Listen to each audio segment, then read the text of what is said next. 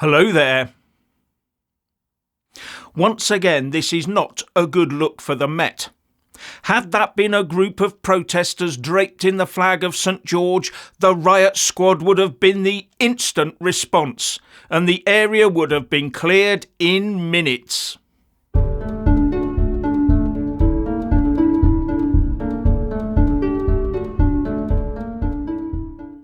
The establishment is sending out a subliminal message. A subliminal message that the hardcore left and the pro-Palestine mob fully understand. The message that direct action works, but voting does not. The message going out is either actually physically do something or go and vote for the same set of civil servants to continue doing the exact same thing they've always done. Violence won against the Met again yesterday because the protesters achieved their goal. Asylum seekers were not transported away from a Peckham hotel in a coach. The protesters slashed tyres and got violent with the police to ensure they got their way. Yes, a few of them got arrested and will face the judge, but how many of them will get any sort of meaningful sentence for their violent behaviour once the usual "they're of good character, with a bright future," etc. is trotted out in court? And unlike Tommy Robinson, I bet none of them gets banned from London for one single day, let alone for 6 months. And how many of them will be back at their civil service or uni desks today, or beavering away working at home on their sofas over their soy lattes while binge-watching another box set? In total, there were 45 arrests for obstructing the highway, obstructing the police and assaulting the police. But as I say, what punishments will be meted out? And why weren't the arrests immediately followed by a successful transfer of those asylum seekers to show that violent protest does not work? And this one comes after the authorities were forced to abandon the move of asylum seekers in Brighton last week in the face of protests. The message is now very clear. The louder you shout and the more threatening you are, in the UK, you get your own way. But be a part of the silent majority and stand by to be royally shafted. But it's worse than that. Anyone showing any anti-UK tendencies is treated with kid gloves. And successive UK governments have seemingly made it their aim to import as much foreign conflict into the UK as they can. To the point that those being obstructive and threatening while supporting a foreign cause can do pretty much as they please.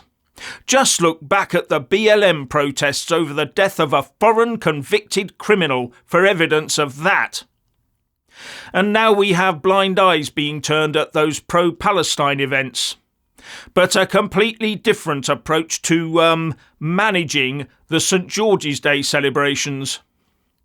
And now we have blind eyes being turned at these pro-Palestine events, but a completely different approach to managing the St George's Day celebrations.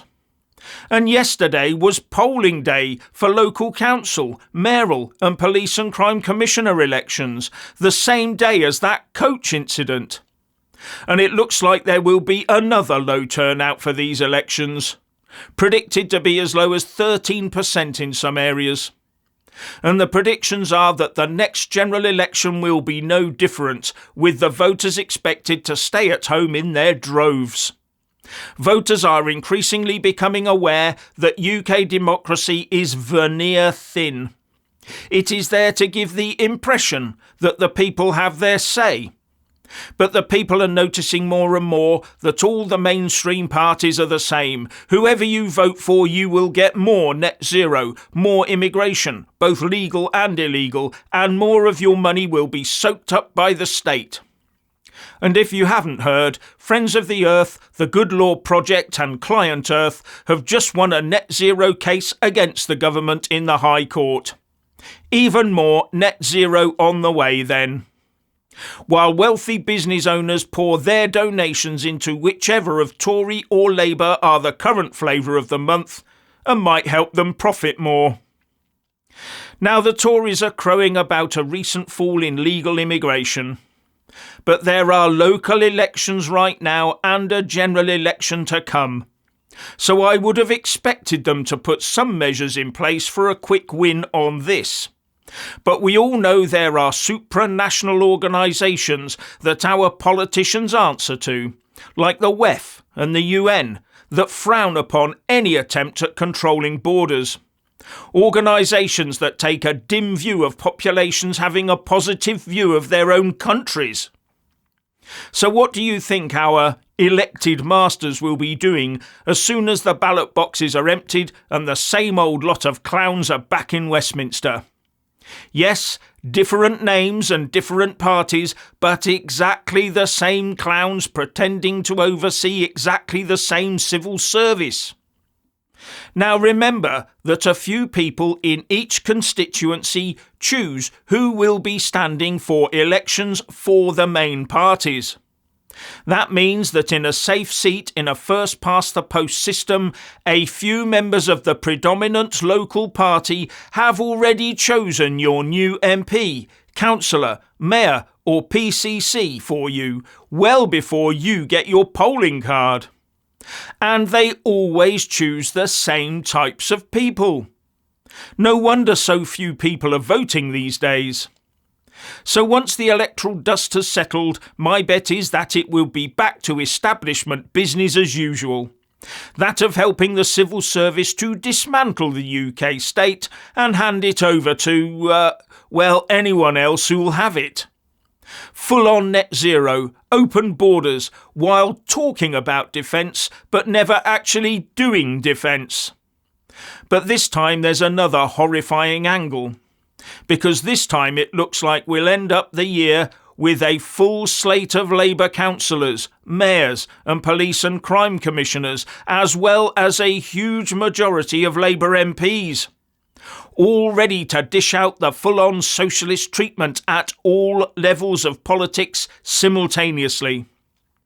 Are you ready for a 5 or so year phase of joined-up communism with a powerful mandate from majority voting all round, from a series of low turnout elections? Well, prepared or not, it's coming. Actually, thinking about it, it wouldn't matter what mix of the lib-lab-con green you got by the end of the year, the policy outcome would be just as I've said. Because on the main issues of the day, they all now come from the same mould.